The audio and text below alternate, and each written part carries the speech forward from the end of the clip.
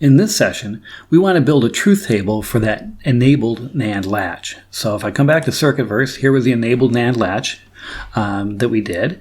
And now I'll bring up diagrams.net. Here's the Nand latch truth table. So I'm going to start with that and say, let me copy this and paste it. Okay. And so I will fix up the heading, first of all, to call this an enabled Nand latch. And one of the big things that we did was to add an additional input. So I'll say, okay, let me add another input over here, and I'm going to call this E for our enable. Okay. Then we know that by adding another input, that doubles the number of states, doubles the number of possibilities.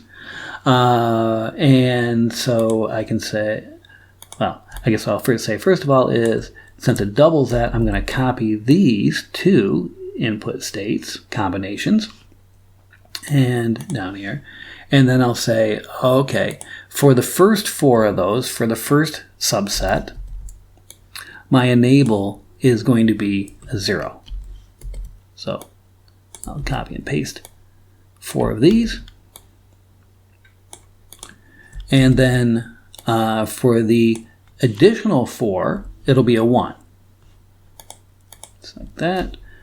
Copy and paste a few of these.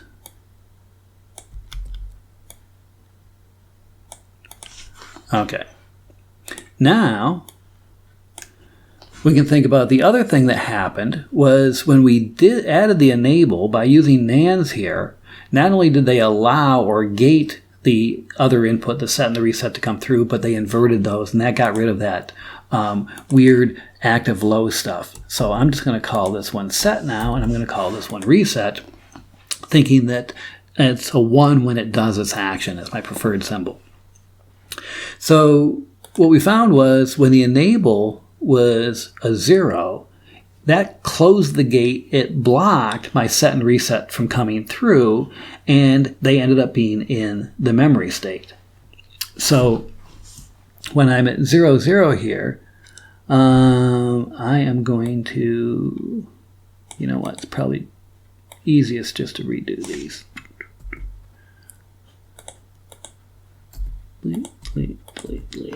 Say that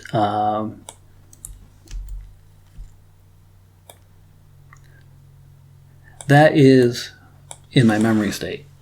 And I could paste that in for all 4 states where the enable, all 4 combinations where the enable is low. That seems a bit redundant. What we can do then is say, hey, it really doesn't matter whether set is a 0 or a 1. It's going to be in the latching. So I'm going to use an X for I don't know, don't care. And reset, same thing. I don't know. It doesn't matter whether the reset is a 0 or a 1, 0, 1. It's going to be in the latching state. And what that allows me to do then is to condense all 4 of those down to 1. Okay. So, and again, whenever the enable is 0, it's not enabled, it's disabled. It doesn't matter what set and reset are. They do not affect the outputs. Okay. So then I'm looking at the combinations where we are enabled, where the inputs can get through. And so if it is not set and it's not reset, well, that again is going to be our memory state. I'm not setting it, I'm not resetting it. It will remember what it was. Then when we're enabled and we're not setting, but we are resetting, then Q should be reset, which means that Q not should be a 1. And we will call that our reset state. When we're enabled and we are setting and we're not resetting, then the set output Q, the true or desired preferred output we focus on, should be set, and not Q should be in the opposite state. And so this is our set mode.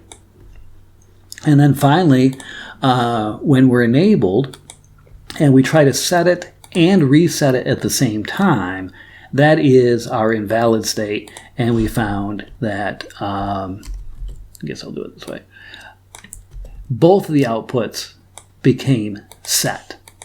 And we don't want that. It doesn't make sense, so I'm going to call that the invalid state that, again, we will get rid of, I promise.